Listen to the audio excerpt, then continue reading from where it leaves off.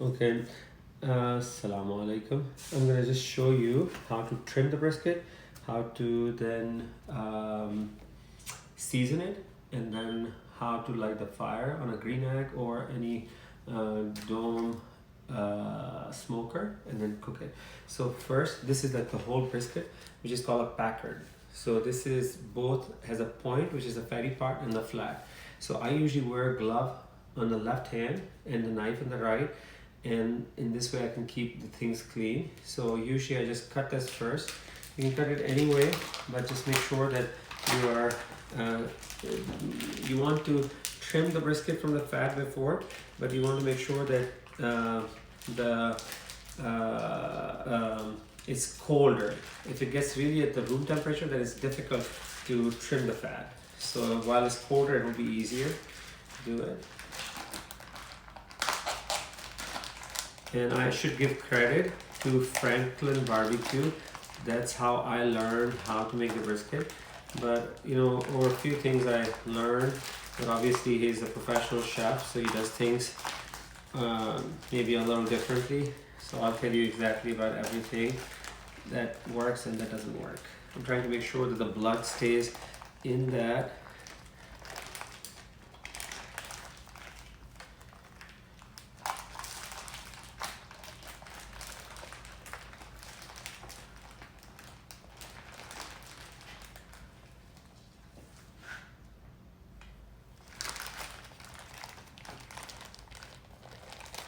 Okay, so I have this. And I should tell you that I thank my wife Maria, who's making the video really nicely. Okay, so this one doesn't have much of the fat on it on this side, but what you want to do is you want to make sure that you trim the fat. If I can show it to you from this side, you will see it, that this has the fat and this is the meat part, and it's turned a little brown, which is fine. Nothing happens to the meat by turning it brown. If you really like, you can just cut a little slice to see how it looks. So this is a prime brisket. So this is a prime meat, and you can see it from the striations in the meat. So if you're making a brisket that you're going to eat, it's best that you do a prime. If you're gonna make just the sandwiches, then you can even choose a choice. So this is a huge layer of fat. When you cook it, not all of this is going to render, so you want to make it like, leave only about 1/4 inch, and you want to make sure that it's as even as possible. I start with usually like, this bigger part of the fat and trim that.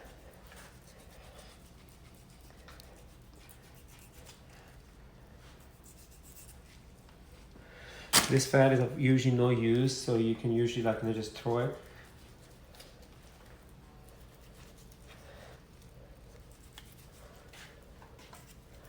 So when I was cutting it here, I saw like a little meat. So I know that I'm getting like, this probably would be a good depth. So usually you want to make sure that your knife is sharpened. This is a boning knife. So like, when I cut it, I realized it like I'm getting close. So that would be a good depth. Usually like, this fat that is like a little wrinkled up here, you can clean it. But you want to make sure that like, it stays even.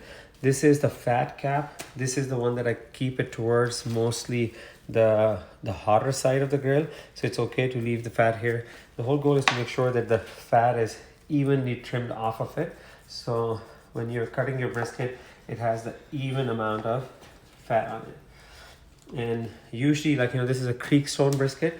When they're sending it, they have basically trimmed it, but usually like, you still need to trim it to make sure that this is good enough. Usually like, if it's a 14-pound brisket, by the time I trim it, it probably will take a couple of pounds off. And this, if I remove more of this fat, when I'll cook it, the brisket will get like, more burnt here. So you want this fat. You don't want to see, oh, I don't like the fat part and I'm not going to do it. You won't be able to do that, So you have to have this fat up on the top. Be careful with this part because, you can, if depending on your knife, you can probably like, cut your hand as well. So this is there's not much fat up here. So when I'm trimming it here, it's basically getting thin, but this fat here has a lot of lipids up, so it's basically uneven. So you have to be just like, you know, watch it and then cut it like reasonably well. So if I'm doing it like, you know, for example, if it was really like a competition or something, I'll probably like, you know, or if I'm just entertaining like, you know, friends, and if I have more time, I'll probably try to remove this just for the, you know, aesthetic sense, because I don't like it. But this doesn't do anything, like, you know, just because it looks like this, there's nothing wrong with this versus this. It's just that this is like a Kashmiri, a little fatty person. So I can make fun of Kashmiri people because I'm a Kashmiri. Yes, you cannot, if you're not a Kashmiri, you cannot make fun of Kashmiri. I can, because I'm a Kashmiri. So this is also this part. So there's basically a big muscle. This is basically your pectoralis major and pectoralis minor. So this has a fat that runs in between the two muscles, and which you have to take it off. So this is the part. I'm gonna flip the brisket. So the top fat is a good fat, but this fat, this is a hard fat. This you have to take it off because this will not cook, this will not render. So this one, as much as you can take off, is probably better. So each brisket, depending on like, you know, the animal would have more or less of this part. So this one basically runs in between, because this one won't render when you cook it. If it comes in between, you're not gonna like it. So you want to cut this.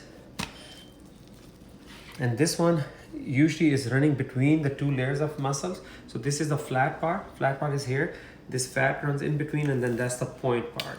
So this one, when I do it, I want to make sure that I don't create too much of a divot. But you can see that, like, you know, you can start realizing that this is the thing, that a fat layer that goes all the way in. So you want to like keep it as smooth, and but also kind of like, you know, smoothly take out as much of it. This is a harder fat, much easier to cut, not like the fat that is up on top. And this is a fat that basically would not cut, would not like, you know, render when you are cooking. So it will still be there. So now you're realizing that I can see this is the meat portion. So this is probably fine. This is a little bit, if you are still like, you know, want to see it, you can probably like, you know, get. The reason I don't want to make like, you know, too many of the like caves in the meat is because then they don't get, either they get too much of the rub, and they like, you know, doesn't cook very well, or so you want to keep it smooth, aerodynamically smooth as well, so when you're cooking it, basically doesn't get too uneven of a smoke.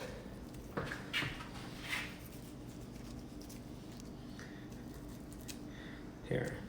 So after that, if I start cutting it, I'm probably gonna like, you know, be too much. So as I said, if you have time, and you know that's the only brisket you're gonna do, and you have a lot of time, you can remove some of this thing as well. This is also protective. I don't like this thing. I think this is more probably just what is it called, more aesthetic than anything else, because I think this fat renders. I've never seen, like, you know, if anything, your brisket, when you cook it, this is the part that will be mostly be burned if you have over like, you know, cooked. So leaving some of this is maybe fine. I just remove it because I think it probably, like, you know, affects the taste a little bit, but you know. So this one is a little bit thicker, so I'll remove this one so it doesn't come into when you're eating it. It's not biting through and making it difficult.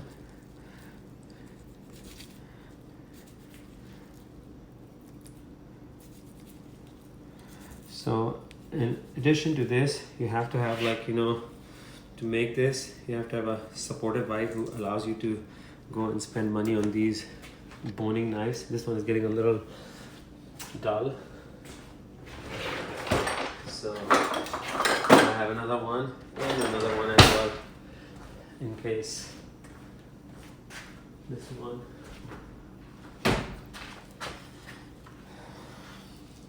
Because, you know, in the beginning, like, you know, when you're just maybe cooking it maybe once in a month or sometime that less, and getting all of these things, you need to have a wife who doesn't say anything to you, encourages you to keep on doing it. Why? She's laughing. Maybe she's not encouraging, she's just she doesn't want to get into a useless argument. Okay, so these are, like I said, these are the big pieces of fat that I'm just moving.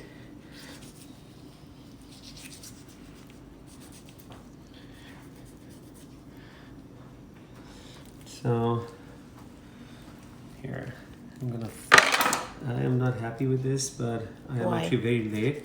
Yeah, if I would, this is a good fatty, like, you know, brisket, which is good, but I like this to be even, like, you know, this has too much of this thing usually. So why aren't you doing it even?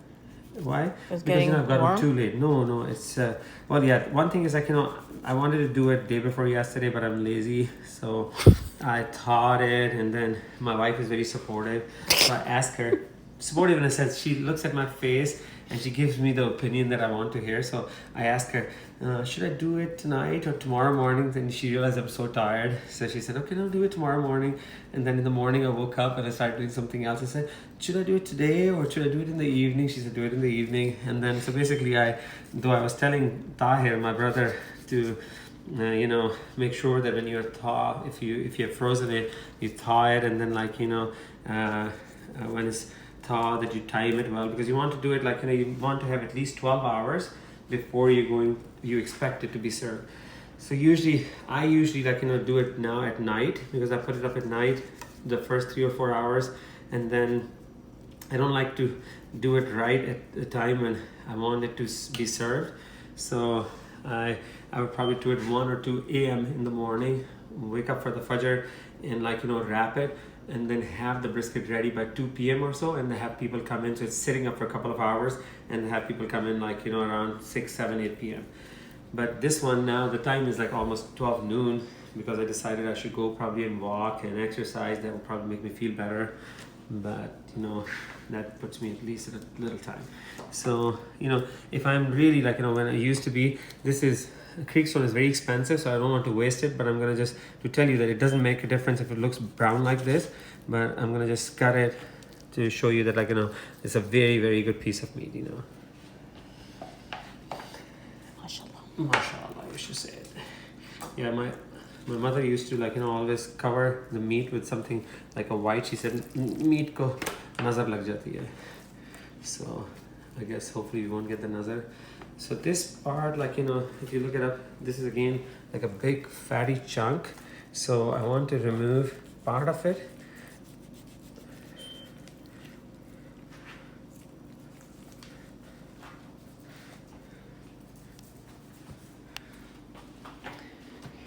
So eventually, when the brisket gets cooked, these portions are what's going to make what we call the burnt end. This, like, you know, eventually when it's cooked, inshallah, like, you know, if I remember to make the video at that time, I'll show it to you, because I sometimes lose interest.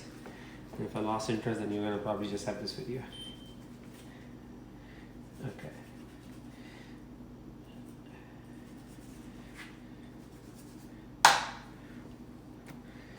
So I'm just basically looking visually to make sure there's not, like, you know, too much of the big, like, you know, like this thing. I'll just remove this thing.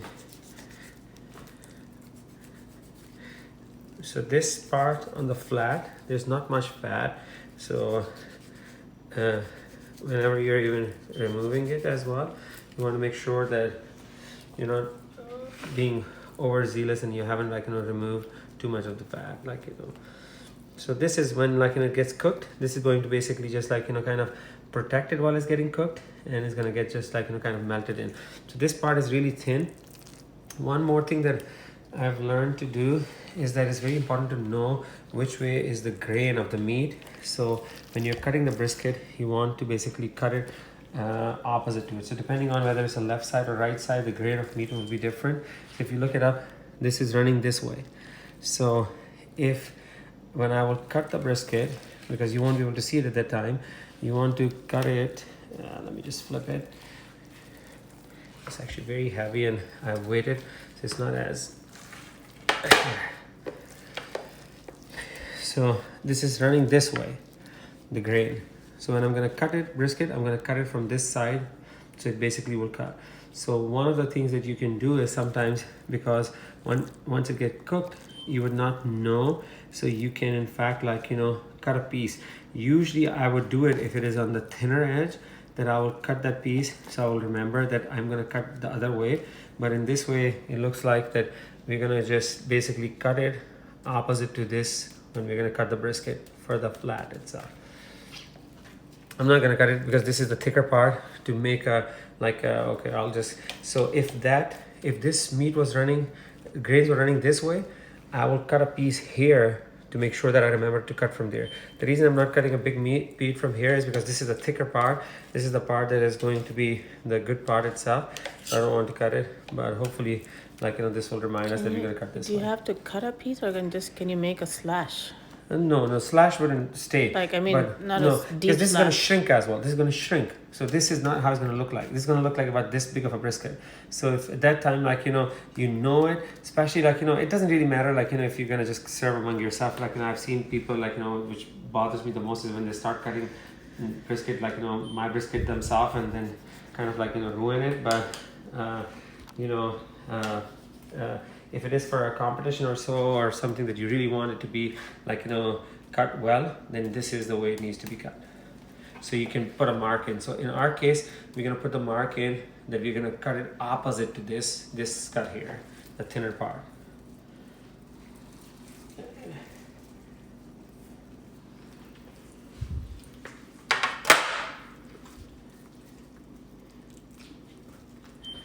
This thing, I'll just remove this.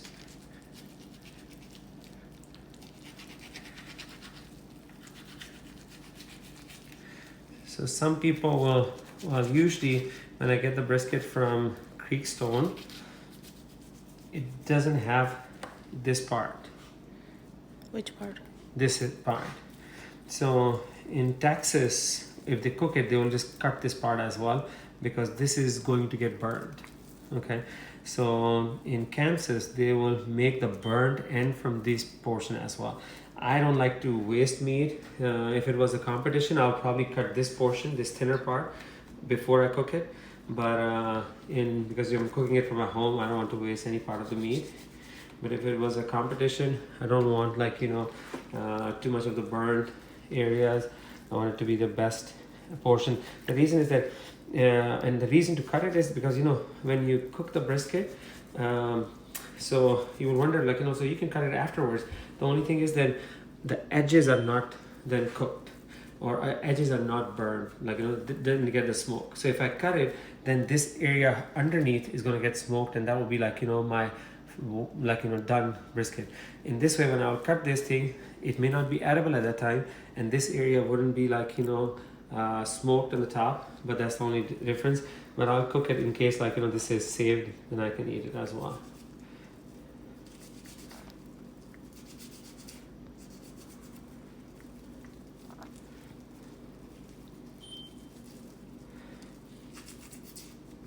So you want to make sure that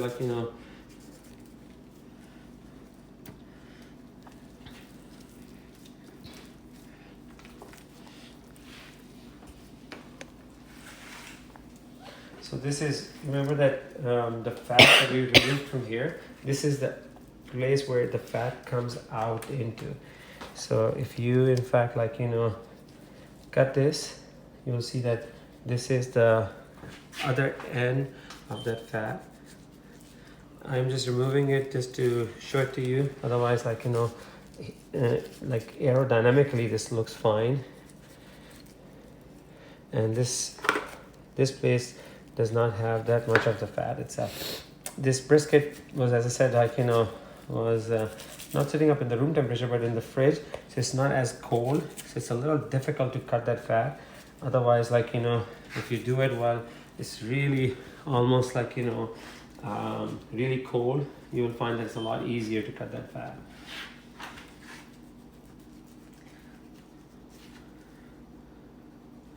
Watch your hand when you're doing it to make sure you're not cutting yourself.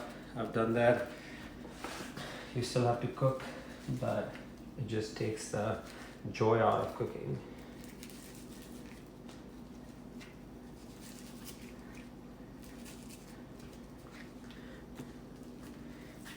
So again, like, you know, this is the this fat portion is the one that is running across between this top muscle and the bottom muscle itself. And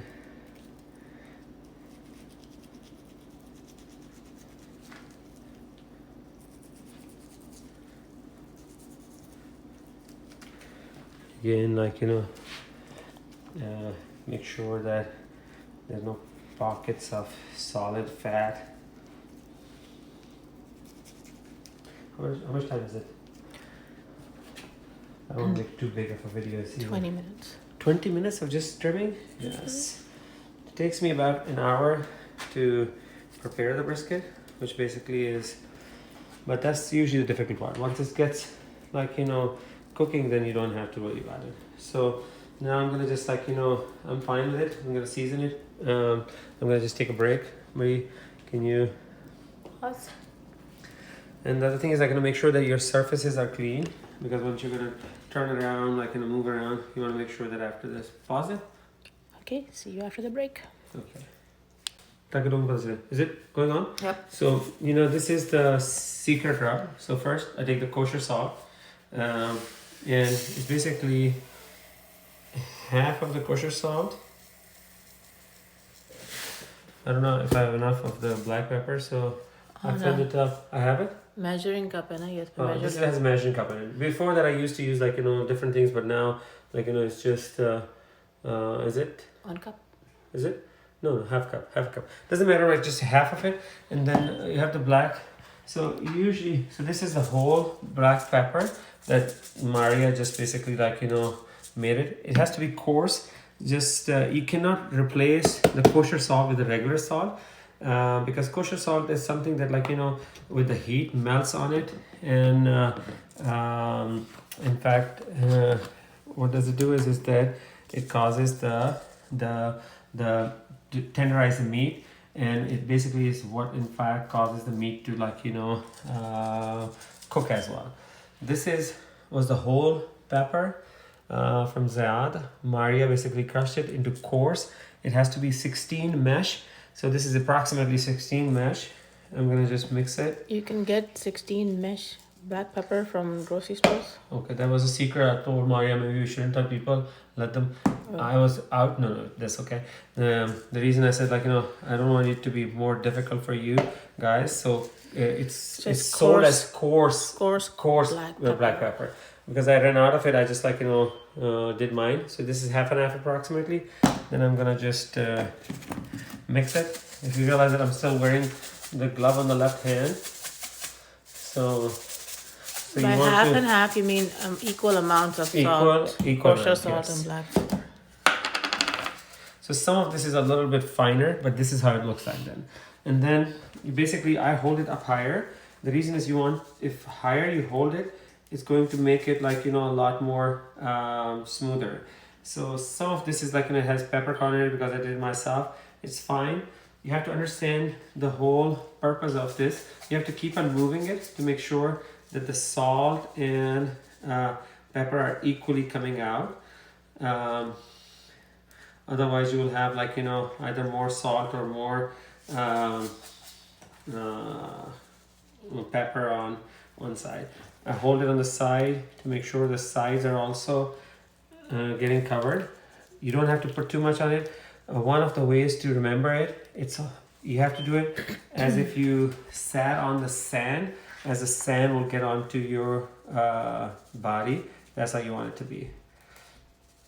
Sometimes people put too much rub on it. That's not good. You have to understand that the taste in the meat doesn't come from the rub. It comes from, in fact, the smoke. What the rub does that's why it has to be important that you have coarse brown pepper. The rub basically gets the smoke to bind to the meat, okay?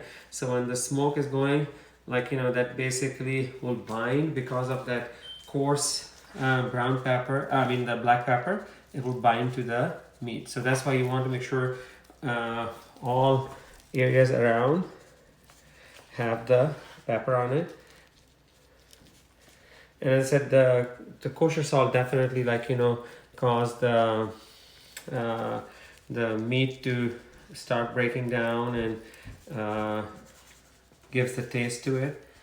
But primarily the taste in the brisket comes from this. That's why, like, you know, if I show it to somebody that, like, you know, this is a like, I think it was a 14-15 pound brisket that I'm putting, just this is the only rub that I'm putting in, they will be surprised. People will do, like, you know, like garlic, ginger, like, you know, some people put coffee around it, and I'm telling you, like, none of this changes the taste except for if your fire was good or not. The most important thing is if your meat is good, you can, it takes a lot to screw up, like, you know, good meat, you can definitely screw it up. If your meat is not good, then it's very hard to make it taste better or good. So again, like, you know, I'm putting it on the sides as well. You want to make sure you don't want to make pockets of the rub on any area. So that's why it's very important, like, you know, you don't have divots or these caves where the rub can go and hide. So I'm making sure that, like, you know, I have it in the... You're not gonna flip it? I flipped it already. This is the flip side. This is the other side. So I want to make sure each side, this side too. And to do it a little bit up higher, as I said, it basically, like, you know, makes it easier and more even. And like in the beginning, if you dropped a little more rub on one area, it's okay. You basically just have to, like, you know, just rub it through.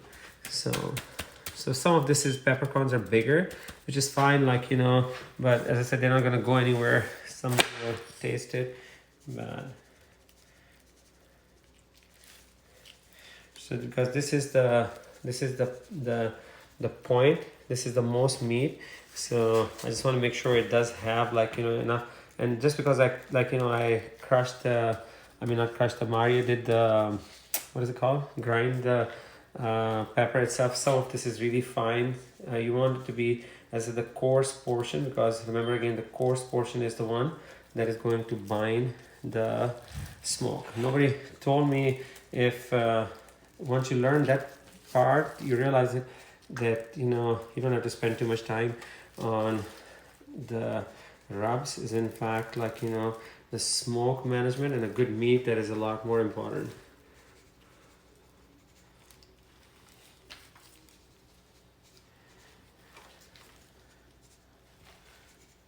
Oh, and you know, you have to say Bismillah before you do it, because this is the only thing that I cook that once you put it on the fire, you have no control. And it's true for everything, but you know, if you cook a steak, it takes like 15 minutes. So what if you've ruined it? You can flip another one and you can cook it again. But this, once you have put it on and it's going for 12 hours, and especially if you have people invited over, if it comes out bad, then it's bad. You know, there's no other thing. I usually get, like Maria usually, like, you know, prepares other things around it as well, and that's why I usually get, like, you know, other people to come as well. Now you can see it. So this is how, like, you know, it is. It's not too much. It's looks fine to me. So this is the time that I leave it outside. So I like to leave the meat to get it come onto the room temperature. Some people say that if you smoke a cold brisket, that's when you get the smoke ring.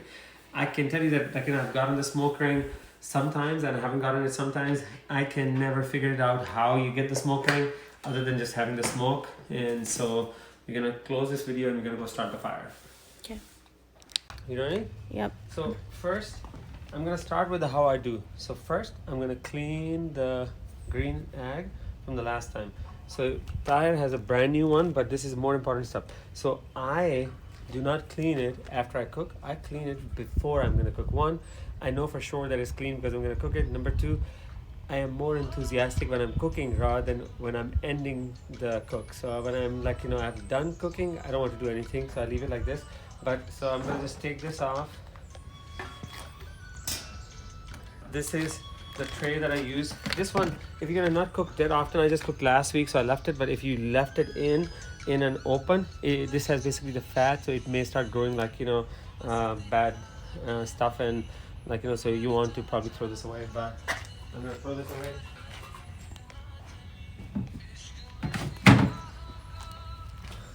And so I'm gonna take this out.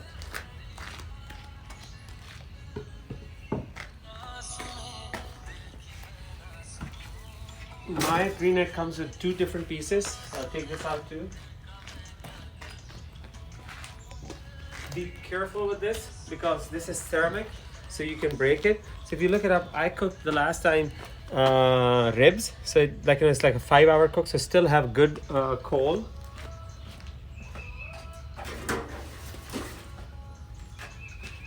So I have some of these of my older girls.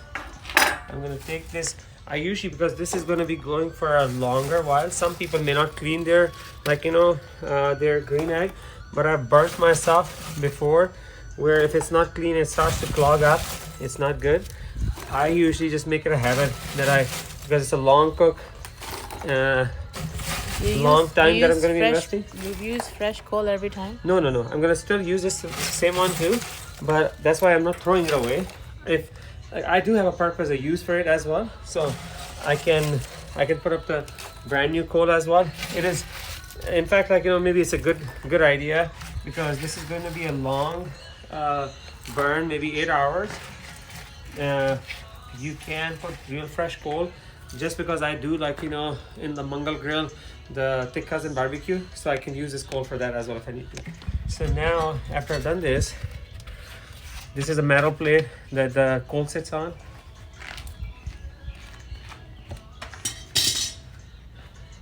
And I will take this out too.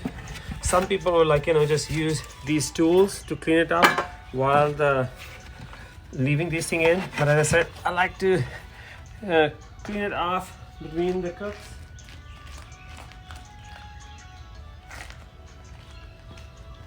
And I don't use my green egg for anything, so it has this opening thing here as a cool tool.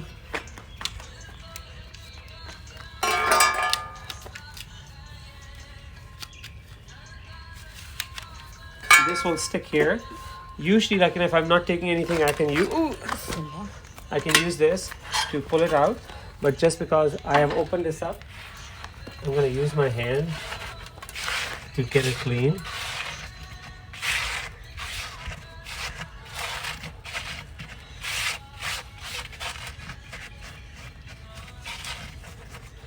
So for this portion, I use these gloves. These are, in fact, like, I think meant for gardening or something, but they basically are very good. One, they're black in color.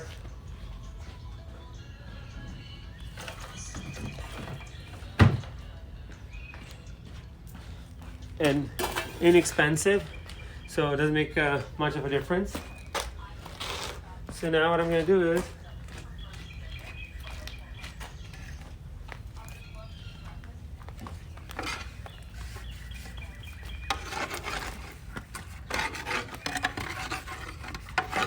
so this has some of these fat droplings from the last time.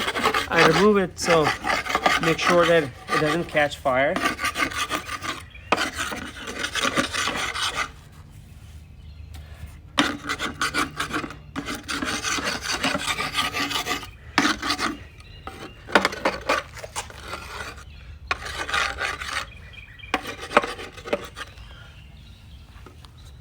You have to be careful because this is ceramic, it can crack. I'm pretty sure you can get the replacement, but if it cracks,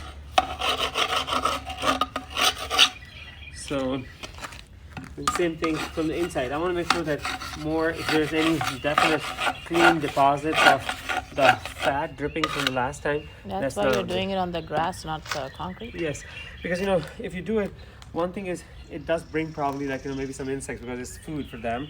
So I don't want to do it here. And the reason I'm doing it on the grass is that I don't want to take a chance and break the concrete either. So now I'm going to pick this up.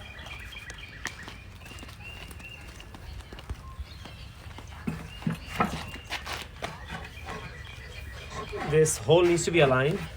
When I put this in, I want to make sure that this has equal room because that's how the air flows. So equal room around this.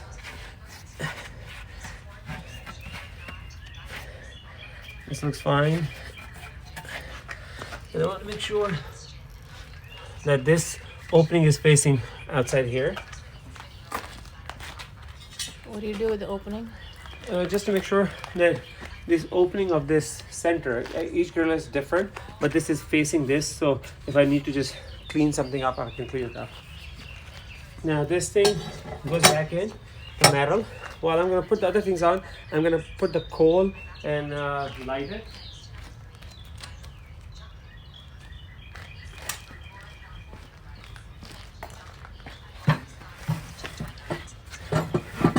I'm doing it kind of in a hurry because I want to make sure that I can get the coal lighted up as well, and I'm not taking too much of the video time either.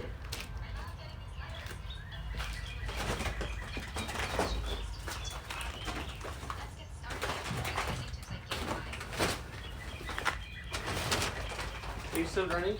Yeah. So you can see that I have different kind of coals. All of them has to be like, you know, some sort of a hardwood lump charcoal. Okay, so I have 3 different brands. Whatever I get it, I get it. Like I got this one from Restaurant Depot. I got this from Ace Hardware. This one is the best one, the Kamado. I think Ty has a Kamado grill because this is truly really huge, big in size. But the only thing is that I have some of this coal, but I don't think so this is enough to fill this one up. So I'm going to use a new bag because I want to make sure when I'm using it, it's not 2 different kind of coal in case like, you know, they burn differently. So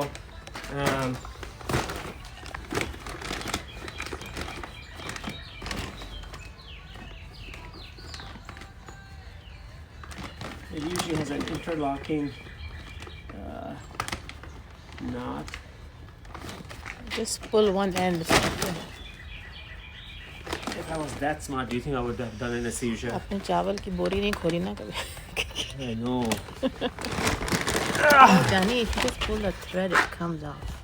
There's one, if you open this, like open it, and if you pull it, it's gonna. Oh, hello. Okay. Oh, here. Yeah, if you just pull it, it comes off. Okay. You should always listen to your wife. She probably knows what she's talking about. Here. Yes, Yeah, my baby. friend. That's my Haja Bajaji. Can she be in the video? Haji Bajaji. Oh, where are you? Hi, I didn't see you. Okay, now I see you.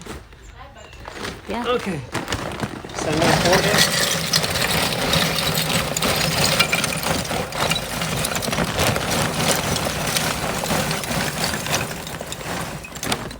So in the green egg, it has to be under this line, the first like, you know, container line.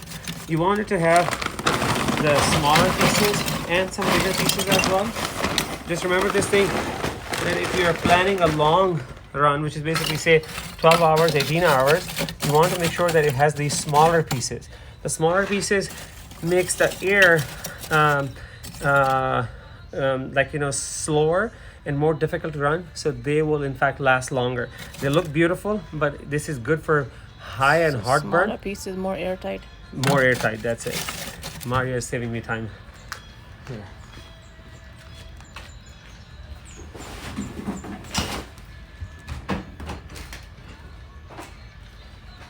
Now this is a fire starter that I use. You can use any. There's a green egg brand as well. That's more expensive. This one was at Lowe's that I got it. This is basically, I don't know what is it called, but Fire these flavor. well, these are basically organic. This is like a kind of a cardboard that is soaked in some sort of oil. So it's not like, and it doesn't give a smell. It's basically really organic. That's what it is. So first what I'm going to do is I'm going to make a little room in the center to make sure that I can put this thing on. Then I'm going to use a lighter to Watch your gloves. So you want to make sure for sure it's caught fire. When it has catch fire, you want to make sure that it's not going to die out. I'm gonna put it in, and then I'm gonna make like, you know, a little Fort. like, yes, a little bit of these, so it basically will catch fire, and then I can move it to make it like, you know, going. Okay, so what time is it exactly? Can you say the time so we will know how long? It takes usually 15 minutes. It's 12:43. 12:43. So 12:43, we just put this on. Now what I'm gonna do is, I was saving time, so I'm gonna clean this thing up too. This thing is the one that basically goes up on top.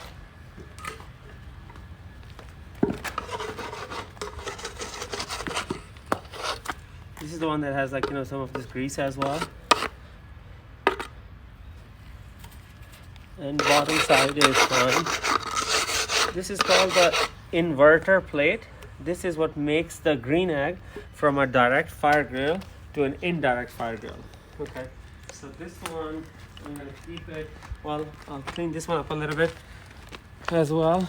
This one I clean it up right now, but I'm primarily gonna clean it up when I put it on fire, because the fire will burn it, and then that will be clean.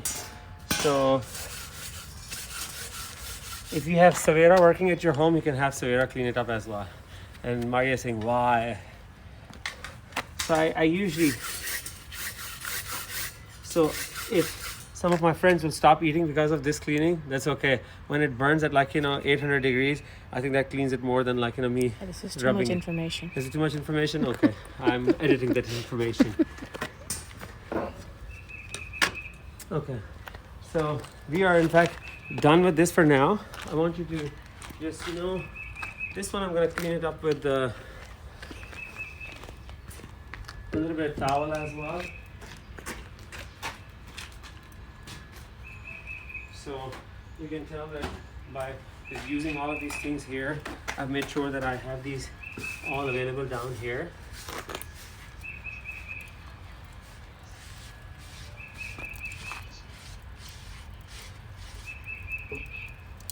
And the other thing is that you want to make sure, yeah, fires go on. So I'm not gonna put, I can put this thing on because this will clean it up. The fire will, but I'm not setting it up. This is not where it goes. And the reason I'm not putting the indirect setter on it is because after it catches fire, I have to put the wood on it. It's very important. Don't forget to put the wood on it. I've done this before, so I'm just telling you the things that I forget. I use, for this, I use the hickory wood. These are the big chunks. They're the smaller pieces, like, you know, whatever it's called. The chips come in as well. But I like this because, you know, I think this does the job better. In the beginning, I used to soak it in water, like apple juice or whatever. Like, you know, everybody, like, you know, comes up and gives so many things. My job is to make the life easier, and I promise you that it tastes as good as if you keep on doing all of those crazy things. So I don't soak it either. I don't. It gives enough smoke to, like, you know, make it good brisket. And the reason I know it's not just the green egg. Green egg makes the coal consumption most economical and also your life easier. So once I set it up, I can easily go for 4 hours and know that it will hold the temperature. I have the Weber, you can see it back there. I have the Weber smoker as well. I bought it after the competition because in the competition they wanted us to use the Weber. And that you have to keep on, like, you know, feeding to keep the temperature up. The temperature will go up and down. I have, like, you know, in the competition I made the brisket on it. We had to, like, you know, keep this, the fire has to be smooth, the temperature has to be smooth. So if the temperature stays steady, you will have the best brisket.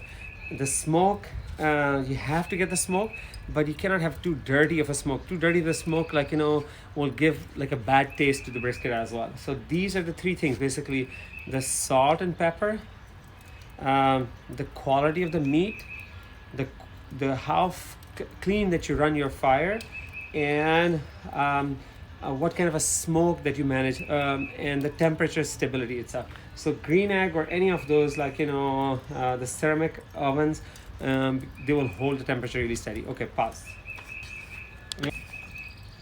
I'm putting more coal to make sure that they're more burnt evenly. I don't have to do it, but the reason I'm doing this thing is because I want to make sure that the more coal are burned evenly. Usually I just go upstairs and spend like 15 minutes wasting time or doing something else. Oh, this is the cool tool that, like, you know, when it is hot, it basically has this thing that I put it in, turn it around, and I can lift it up. If your Kamada that didn't come with it, is because this is green egg. They charge me for everything. They charge me even for this, like, you know. Oh, actually not these. So my green egg caught fire. That's another interesting story. So yes, you can in fact hurt yourself. So my green egg caught fire, and actually it didn't caught fire. It got so hot, I opened it up, and this thing was loose. So this thing fell and broke off. So I was trying to, like, you know, fire was on. So I was trying to, like, you know, somehow contain it. So I don't know. I covered it up with, like, the Weber Drake lid. So the fire started to come out, and these caught fire, and they got basically destroyed, both of these. So I was trying to look to buy, and they were selling just these for $160. So I said, no, I'm not paying like $160 for these things that I barely use to just sometimes, like, you know, put this thing on. So you know what I did? I went and I bought like wood, and I bought then a saw. Then I realized that you need to have a straight saw to cut curve and a round saw to cut straight, which is very, like, you know, tricky to remember. But then I bought this. I think I have that straight saw that was like $30 or something, and I bought this wood which was like, you know, I think $10, and I enjoyed it too.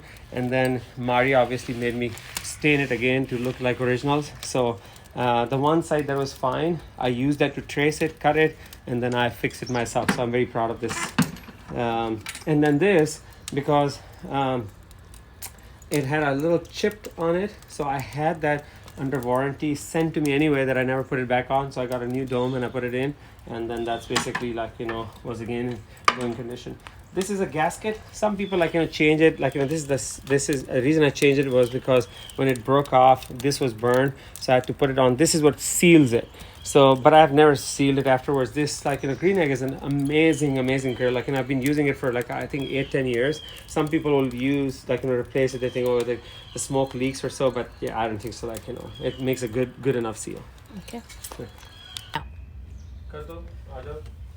This is basically gone. And so, you know, I actually, what time is it right now? 1:20. So it's basically 40 minutes, is that correct? 12:44. So I forgot. I went upstairs and started texting. We shouldn't do it. So this caught actually a lot more fire. So I'm gonna just, like, you know, I push this down underneath it, and I'm gonna close this down. So when you close this down and there's a fire like this, you want to make sure that a little bit of it's open, and you don't want to open it up until it close it down. Okay, I'm just waiting for the fire to go down. It smells so nice. Because you know what happens is, like, now it's choking, the oxygen is not going in, so the fire is going to stop. If I open this up, I want you to see it, how you can burn yourself. Look here, where you come here, on this side. If I open this up and it gets the oxygen, it's very happy. Whoa! Do you see that? What happens? What in the world are you doing? Look. Johnny? See how the, like, it can, I'm staying far away, so you have to wait. This is the time. This is something you don't want to do. Yes, this is what you don't want to do. So I showed you, so you can get, like, a free waxing here. These days you cannot get anything, so you can get a free waxing. That's ridiculous. And it smells like, what is it? When you have the pie ke nahi jab usko garam karke Cotry. Yeah, cotry. So you have to wait to let it settle down. This reminds me of Nazia Hassan's song. No, that's not it. That's not what maybe remind you. सुन मेरे महबूब सुन, जिसमें foggy fog होती है. सुन मेरे महबूब सुन, प्यार में है. Okay, no, sorry, forget it. Is it another one? No. फिर कौन सा वाला है? तो मैं उस तरह में अपने फोन पे लग गया था, और साथ मारी ने मुझे नाश्ता बना के दिया.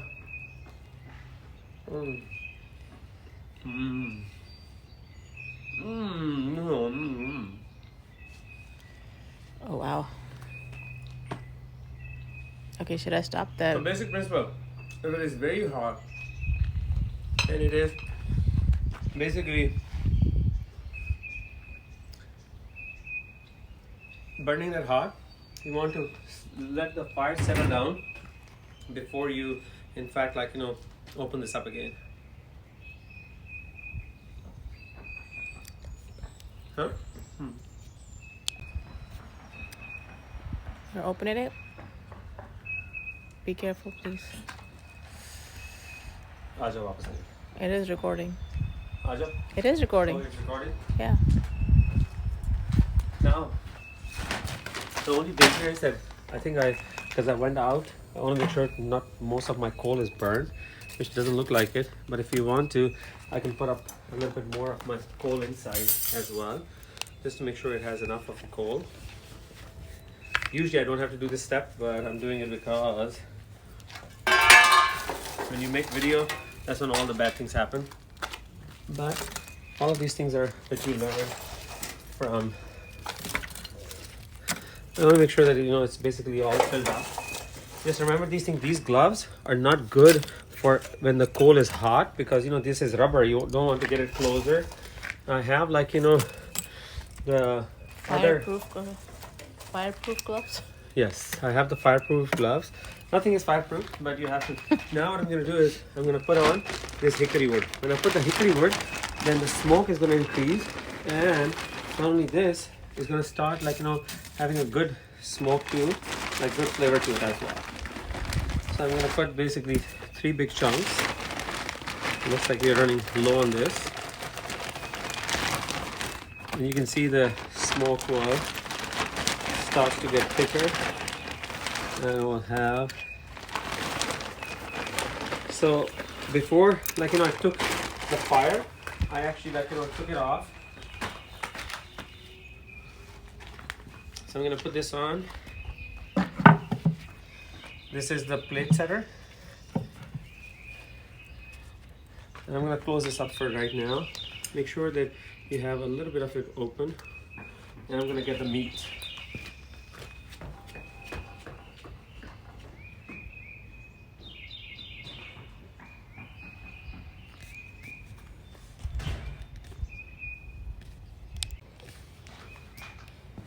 And the meat is here. Is my water bottle here? Yes. Good job. So this is the step. So don't forget the wood chunks, and don't forget to put this on too. Smoke is coming out. So my experience is that you should not try to fill this up and try to bring it, because you will probably spill the water. If you spill the water on the fire, that's not good. So put the tray first and then pour water. And whenever you're putting the water in, also make sure that you're not because it splashes, and don't put it in the fire. Go close to the tray. Very gently. I'm going to put a little bit more.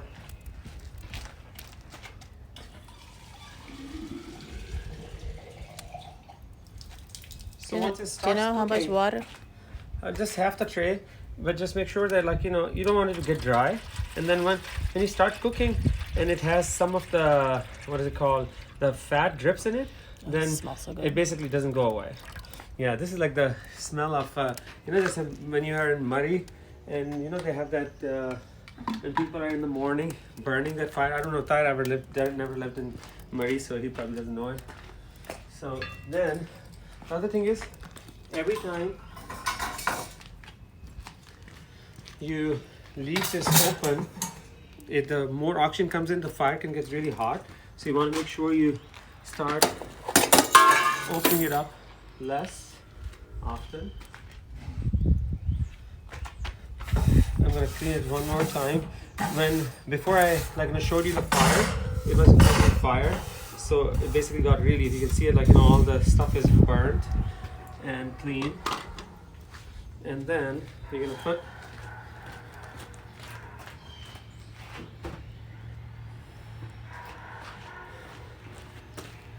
I hope I don't get I have these gloves before the corona thing started from Costco, so I'm not wasting the PPE.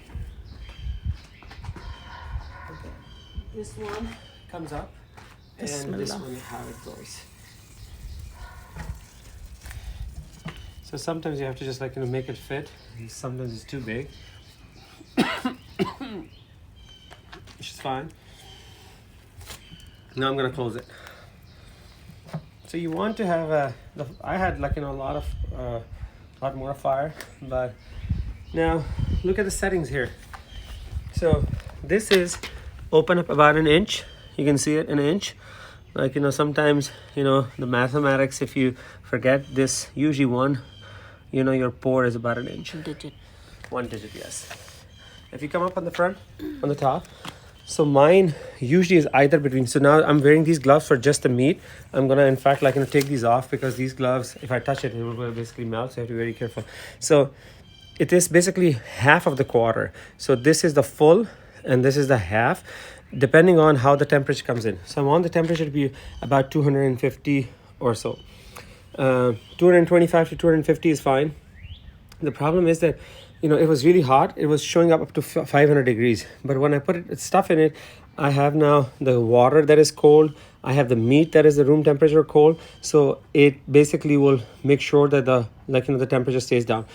If it is going up, like, you know, usually if say your starting temperature was 300, it will drop down to, like, you know, below 200. And when it starts to come up, it's a little slow. That's fine too.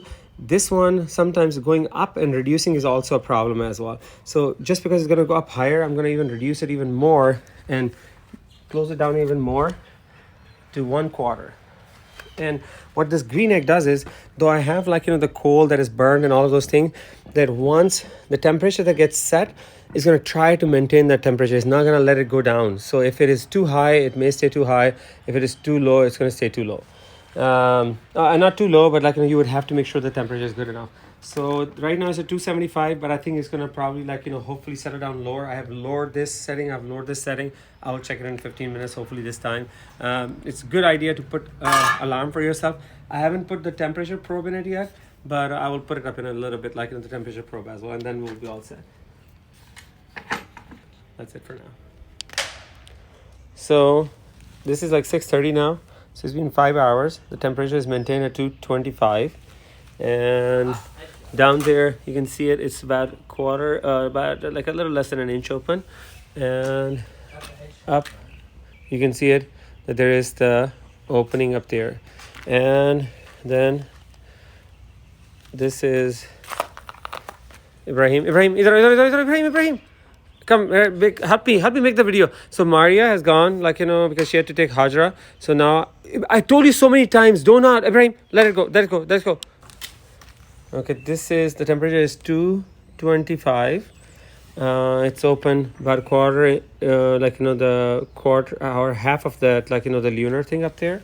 And this is open about a little less than 1 inch down here. And now we can open it up. Maria has left, so Ibrahim, say hi to Ibrahim. Where is Ibrahim? You say hi to me. Say Ibrahim, hi.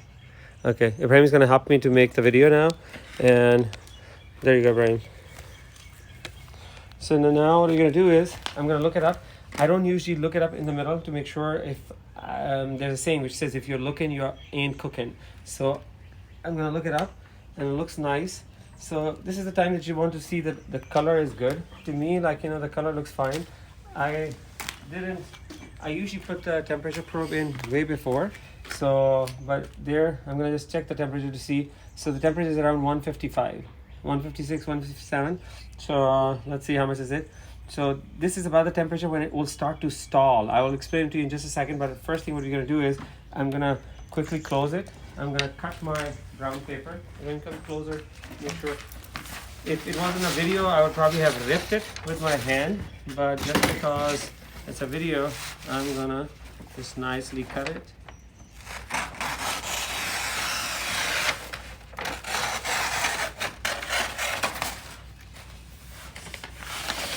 I have to make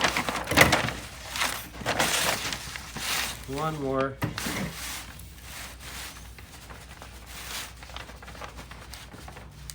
So this is, you can wrap it in butcher paper. Don't use the white one because white one usually is glazed, or don't use the butcher paper that is glazed because it has whatever, like, you know, chemicals in it. So you don't want to use that. That This is not a butcher paper. This is actually when I didn't find the butcher paper, I got this. This is, I think, I don't know, it's like a, you can get it from Walmart or Lowe's. This is, people use this to, like, you know, wrap their books as well. You can use the brain, you can use that, this button to move it up and down as well. So you don't have to fall. If you click it once on it and it focuses me, just, oh, no, don't hold this button. I know you're not holding it, okay? If you hit this button once on me, not this one, this trigger button on the back, trigger button once on me. Oh, you want me to hit it? Yeah, hit it on me. Did it turn green? No. How about now? Did what turn green? The square box? No.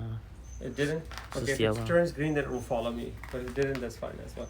So now we're gonna, so these are now the gloves to hold carry the meat. So I'm gonna hold this meat, put it here, and I'm very careful. I'm gonna close this because, you know, if I leave that open, one, it drops the temperature. Then what you want to do is you want to wrap that as soon as possible, because if it continues to drop the temperature, so you can see the color is brown. I like it. I don't like they're too black off the briskets. So now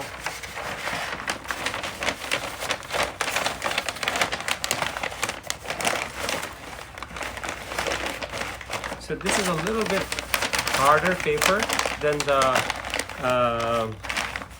the butcher paper, but it does the job, and I have it, so I'm gonna just use it. So now this is wrapped, and now what I'm gonna do is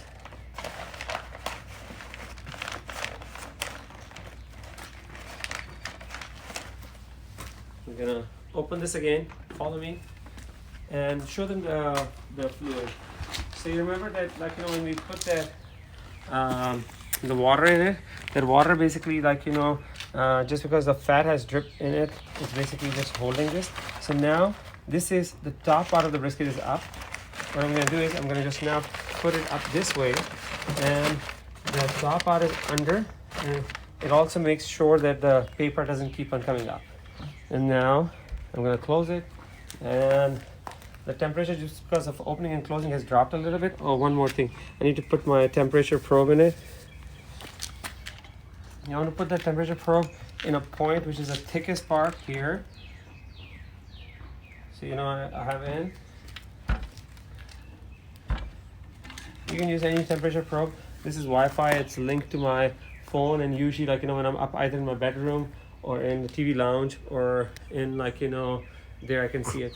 If it's at nighttime, I will turn this green egg here, which I'm going to turn it anyway, so I can see the temperature from above as well. So in this way I can see it, that, like, you know, how much the temperature is running. And that's it, period.